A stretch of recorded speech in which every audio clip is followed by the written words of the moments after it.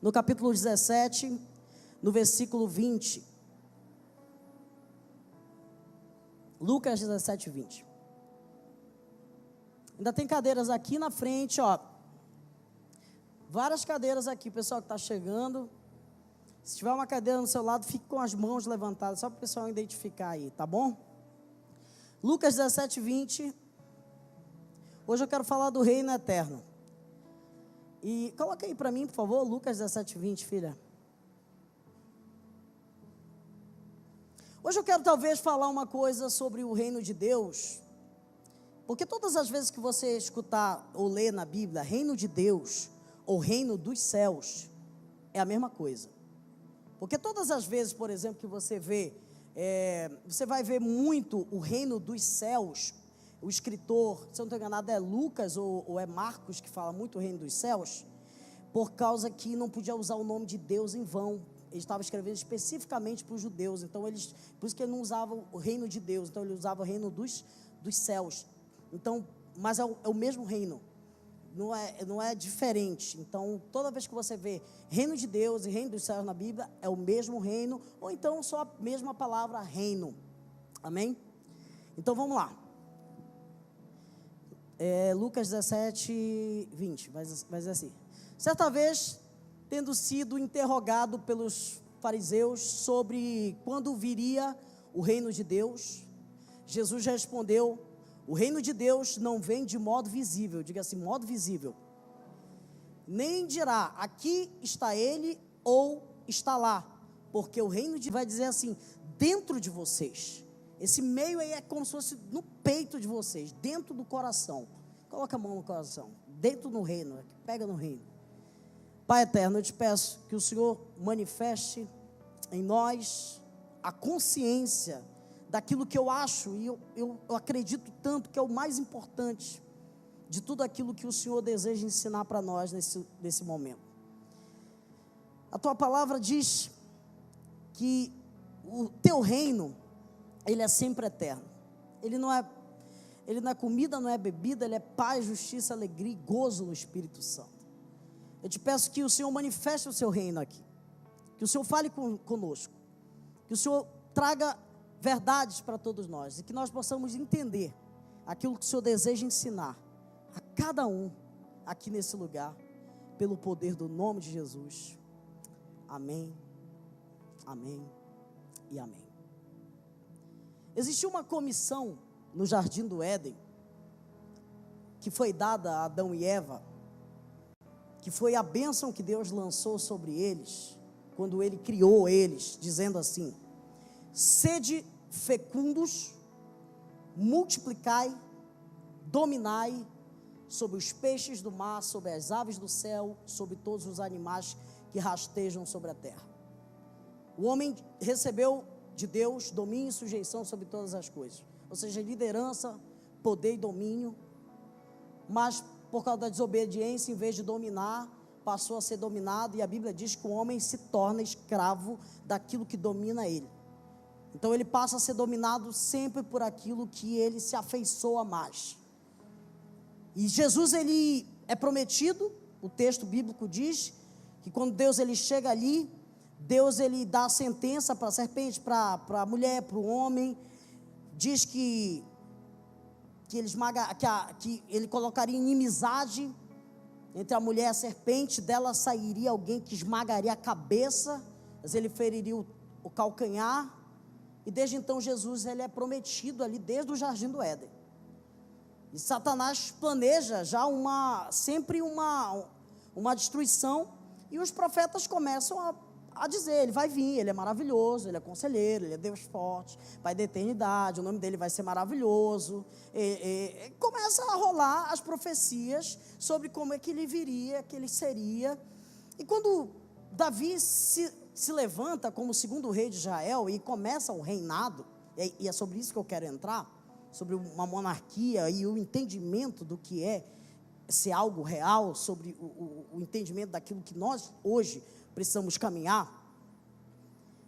Davi, ele queria fazer o templo, ele tem a ótima ideia de querer fazer o templo, e Deus ele não permite ele fazer o templo, mas ele fala assim: tu teve uma boa ideia, mas eu não vou deixar de fazer o templo porque as tuas mãos estão sujas de sangue, mas eu vou permitir que o teu filho faça o templo, mas por causa desse desejo da tua geração, da tua raiz, vai vir alguém que vai reinar eternamente. Aí, Jesus é prometido que viria da raiz de Davi, que seria filho de Jessé, leão da tribo de Judá, que seria da tribo de Davi. E aí começam outras profecias e tudo mais. E aí vem João Batista. Na verdade, outros profetas dizem assim: olha, endireitai os vossos caminhos para que entre o Rei da Glória. Quem é esse Rei da Glória? Aí é prometida a voz que clama no deserto. Aí vem João Batista, muito ligado com Jesus, tanto ele como Jesus, muito vinculados. E eles dois, uma vinculação de arrependimento, de sacrifício. E João Batista é aquela voz que anuncia daquilo que viria. Ele aplana os caminhos. Ele diz: olha, eu estou batizando vocês com água, mas vai vir alguém que é mais poderoso que eu, que vai batizar vocês com fogo. Jesus chega para ser batizado, ele não quer, ele falou assim: tem que se cumprir a justiça. Então vou te batizar. Vocês já viram isso? Aí começa a rolar tudo isso. Eu estou dando essa volta toda para tentar te explicar a mensagem de João Batista. A mensagem de João Batista era essa: se arrependam, porque é chegado o reino de Deus. Porque se você abrir seu coração, vai entrar em você algo que você não tem noção. E aquilo era a garantia, que era como se fosse o selo para ele batizar as pessoas do Rio Jordão. Como estão entendendo o que eu estou querendo dizer aqui? Que entendemos que é o rito inicial da iniciação cristã, que é o batismo, que começa tudo através do quê? Do arrependimento. E João Batista vem, e você olha aqui, de forma cronológica, o ministério de Jesus começa com sinais, prodígios, milagres, maravilhas e manifestação da glória de Deus logo depois do batismo dele. Você não vai ver, você não vai olhar tantas coisas sem antes você ver o batismo. É depois. Você vai olhar, é depois. Presta atenção. E aí você vai entender que quando o reino entra, você vai começar a ver várias manifestações daquilo que hoje eu quero trazer para você entender. Número 1, você precisa entender o que de forma prática é o reino de Deus. O texto bíblico diz que Jesus ele foi questionado por quem? Pelos religiosos, pelos fariseus. Esse texto diz que eram alguns, se eu não estou enganado, os leprosos foram curados. E eles, por tradição, tinham que apresentar os sacerdotes. E ele falou assim: olha, só diz assim que é chegado o reino de Deus na vida deles. E apresenta o sacerdote. Aí ele falou assim: mas como é esse negócio desse reino? Ele falou assim: ó, o reino de Deus ele não vem de forma visível. O reino de Deus não é algo aparente, ele não tem que ser tocado. O reino de Deus ele está dentro de você. Ele é algo que você recebe para dar, através de justiça social, através de caridade, através de dedicação de tempo para o necessitado, através de doação de tempo para aquele que precisa, através de... Ontem eu falei domingo aqui, a Renata estava aqui, cadê a Renata aqui? As meninas estão aqui. Ontem eu falei domingo de uma irmã lá do Guamá, que eu ganhei ela lá na janela da casa dela para Jesus, ela e o marido dela, eu locando fita no tempo do videocassete, você não é desse tempo, dos anos 90. Aí, ela estava lá testemunhando. Os meus primeiros momentos com Deus foi pregando assim. Por que eu estou te falando isso? Porque eu tinha um entendimento, que eu carregava algo dentro de mim, e que aquilo é tão forte que eu não posso ficar com isso sozinho. E às vezes eu tinha algo para fazer, mas eu sabia que Deus queria tocar em alguém. Eu sabia que Deus podia fazer alguma coisa, quando eu me colocava à disposição de Deus. Todas as vezes que nós nos colocarmos à disposição de Deus, nós separarmos um pouco do nosso tempo para Deus, você pode ter certeza que Deus vai usar esse tempo muito bem. Ele vai te usar. E isso vai ser poderoso. Uma das coisas interessantes que acontece na tentação de Jesus, antes que o reino ele viesse ser completamente, porque se você for observar, uma das coisas que está rolando quando Jesus está manifestando o reino, através das curas, dos sinais, das maravilhas, é que existia um liberar sobre ele muito fácil, mas os discípulos tinham dificuldades. Alguns conseguiam, outros não. Teve uma vez que eles falaram: Senhor, tem um demônio aí que não quer sair. Aí falou: tem casta de demônio que só sai por causa de jejum e de oração. Teve uma vez que Pedro chegou com Jesus e falou assim: o pessoal está falando de ti. Aí falou: Jesus pergunta para Pedro: Pedro, o pessoal está falando de mim? Aí ele falou: tem uns que falam que tu é o profeta, isso, aquilo. Aí ele pergunta: e tu, Pedro? O que tu fala de mim? O que tu acha de mim? Aí Pedro fala: tu és o Cristo, o Filho do Deus? Aí ele fala assim: bem-aventurado és tu, Simão Barjonas, que não foi carne, que não foi sangue, que te revelou, senão o Pai que está no céu. E por causa disso, eu te darei as chaves do quê? Do reino. O que tu ligares na terra, será ligado no céu.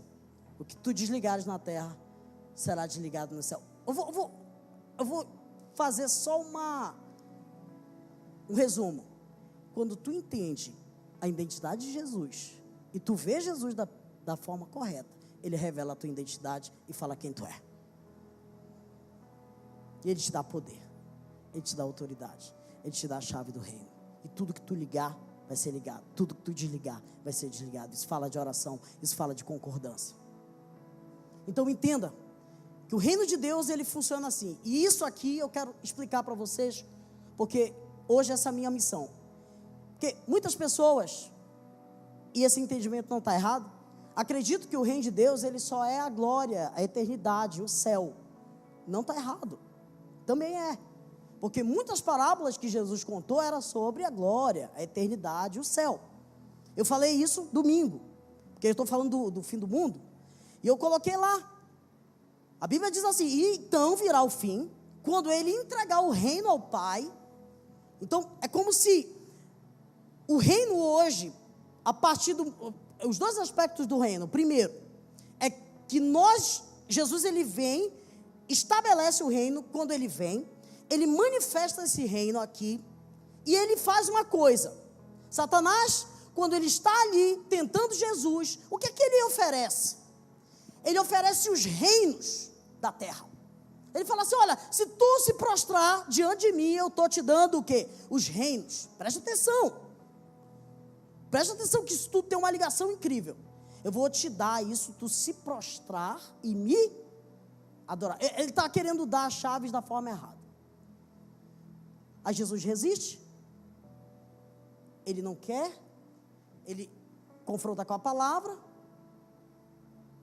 Tu for olhar, ele desmente todos os argumentos. Quando ele fala da pedra, quando ele te fala para jogar, mas quando ele fala assim, ele diz assim: eu te dou porque me foi dado. Lá no Éden. O domínio foi dado no Éden. O homem deu o domínio lá no Éden, quando ele participou ali da desobediência no jardim. E Jesus não desmente isso.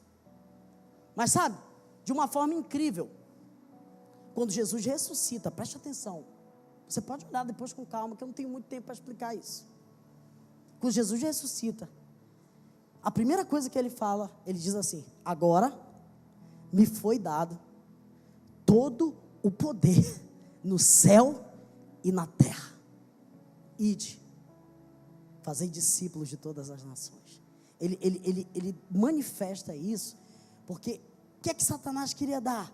Ele queria dar o poder, o reino, sem a cruz. Ele vai toma a cruz e conquista tudo e devolve o domínio, a autoridade para todos nós, dizendo: agora me foi dado todo o poder, eu estou dando o domínio para todos vocês. Aquilo que foi perdido no Éden, eu estou devolvendo para cada um de vocês, para a igreja viver, para a igreja caminhar, para a igreja entender que o reino agora é um tempo de estabelecimento. E a igreja de Atos, ela caminhou com isso. Eu li, a sombra de Pedro curava as pessoas, alguns lenços curavam as pessoas, e eu vou começar a falar aqui, mostrar vários versículos. Romanos 14, 17 diz: porque o reino de Deus não é comida, não é bebida, mas é paz, justiça, alegria e gozo no Espírito Santo. Isso é reino de Deus. Porque o reino de Deus não consiste em palavras, mas sim em manifestação de poder. A Bíblia diz: buscar em primeiro lugar o reino de Deus e a sua justiça, e as outras coisas serão acrescentadas. Não, a Bíblia vai falar sobre buscar em primeiro o reino de Deus e não buscar as coisas, porque depois vem traça, ferrugem, vai vir ladrão, minar e roubar. A Bíblia vai dizer que para isso se manifestou o Filho de Deus, para destruir as obras do diabo. Então entenda que o reino de Deus está funcionando, está liberado, e Deus te deu toda a autoridade para pisar em serpentes e escorpiões. A Bíblia diz que você, inclusive, pode viver o sobrenatural, você pode viver milagres, você é muito além daquilo que você pode imaginar. Você só tem que entender o que Jesus é para você e caminhar com isso, porque quando Pedro descobre, ele recebe a chave. Quando Pedro entende quem ele era, é por isso que o inimigo, ele tenta de todas as formas enrolar a nossa vida, fazer a gente se enrolar com cada coisa, para que nós não entendamos a nossa identidade e não executamos aquilo que Deus chamou a gente para a gente fazer. Número 2, a manifestação do reino é a principal arma para combater todo o mal.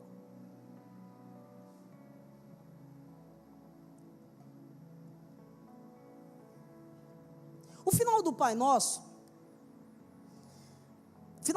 quase ninguém ora.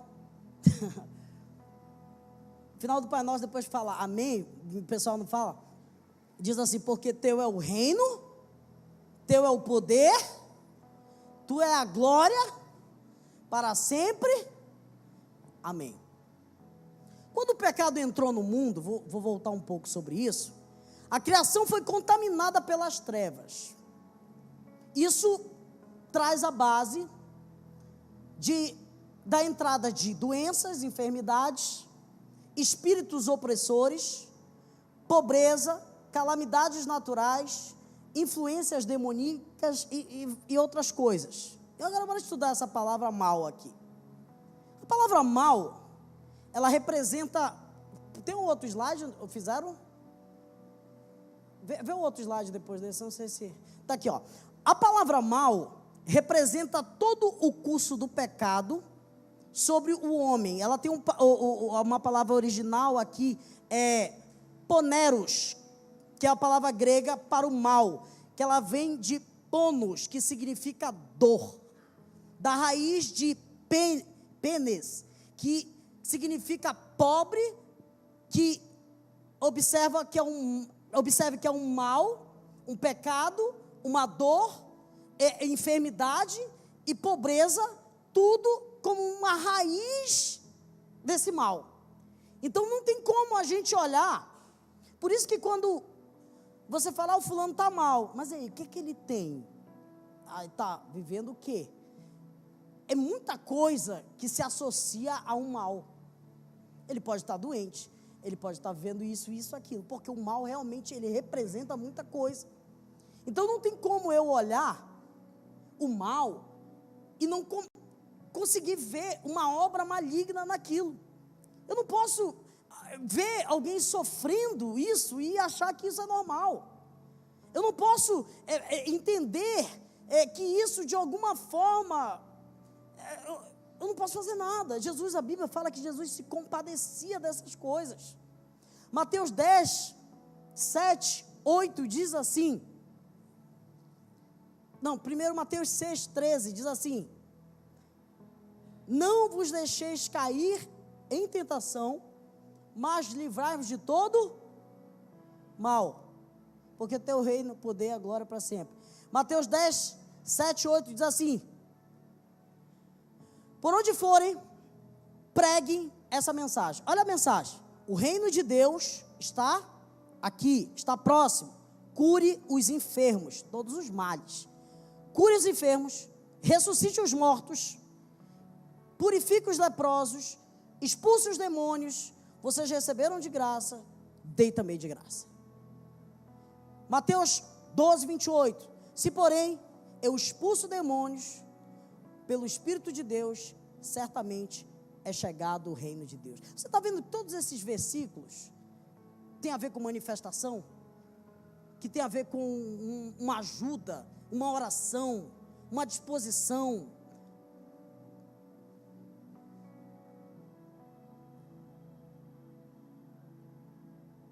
Por último, já vou finalizar, correr, já passei do tempo. Jesus veio ao mundo e trouxe o mundo dele, porque a oração é essa, para que seja assim na terra como é no... O entendimento de toda oração que você tem que fazer por alguém que está precisando, é entender que no céu não tem dor, no céu não tem doença, no céu não tem nada dessas coisas que acabamos de falar. Então, o que é que a gente vai orar? A gente vai orar pedindo que o céu invada o corpo dessas pessoas. A gente vai pedir para que a nossa vida financeira venha a ser visitada pela prosperidade do céu, para que a nossa mente, para que o nosso corpo não precise de remédio, para que nós possamos ser levados a viver aquilo que Ele veio trazer para esse mundo. Ele veio trazer o mundo dele para esse lugar, gente. Venha o teu reino, que seja feita a tua vontade, assim na terra como é no céu. Sabe, gente, muitos cristãos se arrependem o suficiente para serem perdoados, mas não o suficiente para viver o reino, para encarar o reino. Sabe, eu me arrependo pelos meus pecados, eu encaro a realidade de viver isso aqui, para quê? Porque eu preciso, eu quero ir para o céu. Mas se for para ajudar o outro, eu não consigo. Se for para arrumar um tempo, não vai dar. Eu vou finalizar com isso. O Sermão do Monte é um tratado sobre o reino. Eu acho incrível o Sermão do Monte, porque nele Jesus revela atividades que contribuem para que os seus seguidores acessem o seu mundo invisível. É muito louco isso. Se você for entender, porque ele parece uma parada assim inversa, tipo metaverso. Como cidadão dos céus, tipo um desafio de você viver literalmente como cidadão do céu. Ele vai falar do que? Das bem-aventuranças. Então eu parafraseei, eu não vou falar bem-aventurados, eu vou falar felizes, beleza? Vamos lá. Felizes são os pobres de espírito. Passa aí, filha. Felizes são os pobres de espíritos, pois deles é o reino dos céus. O reino dos céus é dos pobres de espírito. Vocês são felizes quando vocês estão chorando, porque vocês vão ser consolados. Vocês são felizes quando vocês são mansos, porque vocês vão herdar a terra. Vocês vão ser felizes quando vocês têm fome e sede de justiça. Vocês vão ter fartura quando vocês tiverem isso. Vocês vão ser felizes sendo misericordiosos, pois vocês vão obter misericórdia sendo misericordiosos. Vocês vão ser felizes sendo puros de coração, porque assim vocês vão ver Deus.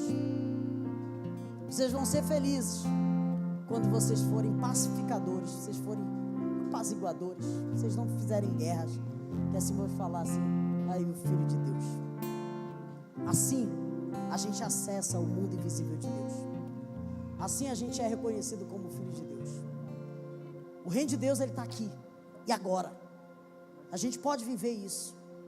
E um dia o fim virá. Ele entregará esse reino a Deus e Pai. E a Bíblia fala, você pode olhar lá no YouTube, a gente vai ser julgado por todas as obras que a gente fez boa aqui nessa terra. E a gente vai, como diz o Salmo 135, eu acho, 136, que aquele que sai chorando enquanto lança semente, voltará com alegria, trazendo cachos cheios de uva. Fique em pé. Aplauda o Senhor Jesus. Para manifestar o reino, gente, o reino de Deus, ele precisa ser manifestado. E o meu desafio hoje aqui com todos nós é que você saiba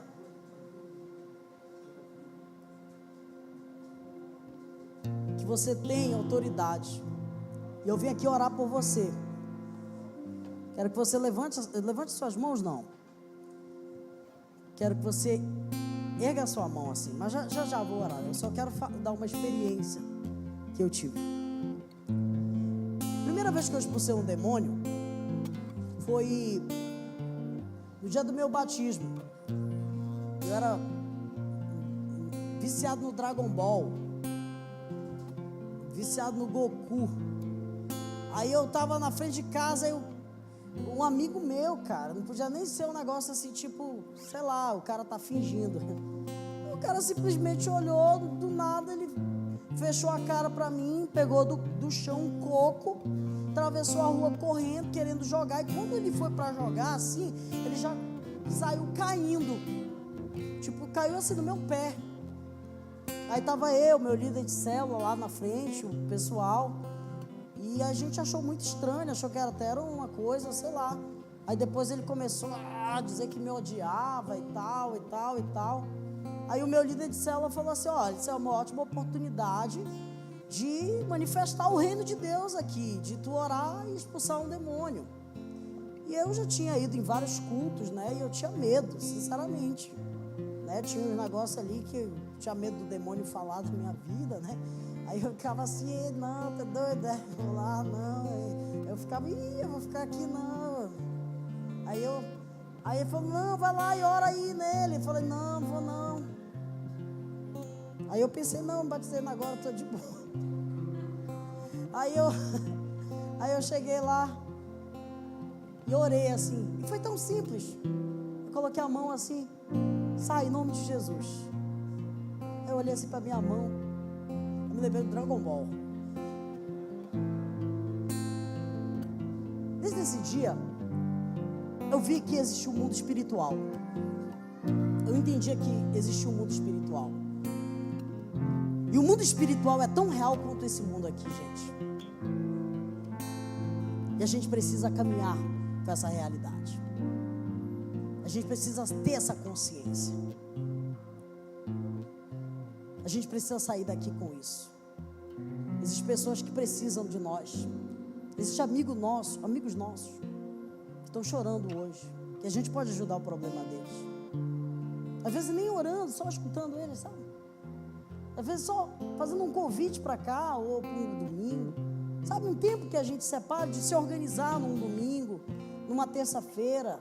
Sabe, esquecer um pouco da gente, se organizar, acordar um pouco mais cedo. Sabe, a nossa agenda às vezes ela é muito desorganizada. Separar um tempo para Deus, a gente separa tempo para tudo. Deus olha isso, gente. Coloca a mão assim. Deus vai te dar dons hoje aqui, eu creio nisso. Pai eterno, eu te peço que essa igreja seja capacitada para levar as tuas boas notícias, Senhor. Nós não temos nada, Senhor, além de Ti. Nós sabemos que nosso coração, Pai, só quer ser tocado por Ti, Pai.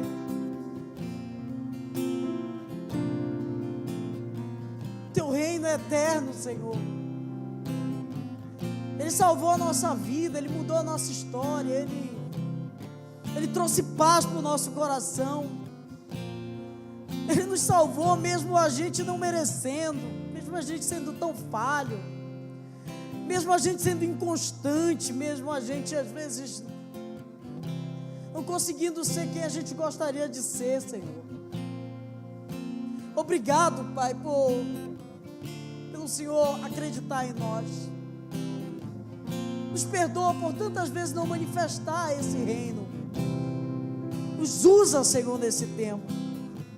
Eu queria que você levantasse agora essas suas mãos e cantasse, para a gente finalizar esse culto com muita alegria. Nosso Pai, vamos cantar. Nosso Pai, que o teu nome seja mantido santo, venha o teu reino, dá-nos hoje o alimento necessário para viver, o pão de cada dia. Perdoa os erros que temos cometido, como perdoamos quem nos ofendeu. Não nos deixe cair em provações severas, mas livra-nos. Levante as suas mãos e diga: venha o teu reino, faça a tua vontade, seja assim na terra como é no céu. Venha o teu reino, faça a tua vontade, seja assim na terra como é no céu. Teve uma vez que a gente estava orando e uma moça passou mal e manifestou ali um espírito maligno, e muitas pessoas começaram a olhar ela diferente, e ela ficou com vergonha depois, e eu dei um sorriso muito grande para ela, e o pessoal até achou estranho. Aí eu falei para ela: hoje aconteceu a maior graça que podia acontecer na tua vida, porque tu abriu teu coração para aquilo que Deus tinha. O reino de Deus chegou para ti. Se tem algo que acontece de bênção na vida de alguém, é quando nós abrimos o nosso coração. Aquele dia o reino de Deus chegou para aquela mulher. Aquele dia ela abriu o coração, e onde Deus está, o mal ele tem que sair. Ele não tem como ficar. Ele não tem como permanecer. Às vezes a gente é muito resistente. Que Deus nos ajude. Fortaleça o nosso coração, para que nós possamos dar respostas a tudo que Ele tem pedido a nós. Levante sua mão. Que a graça do Senhor Jesus, que o amor de Deus, nosso Pai, que a comunhão, que a consolação do Espírito Santo esteja presente agora e para sempre. Vai na bênção. Que Deus te abençoe. Domingo eu vou falar dos 3 julgamentos. Vai ser muito bacana. Nosso Tchau, tchau. Pai, que o teu nome seja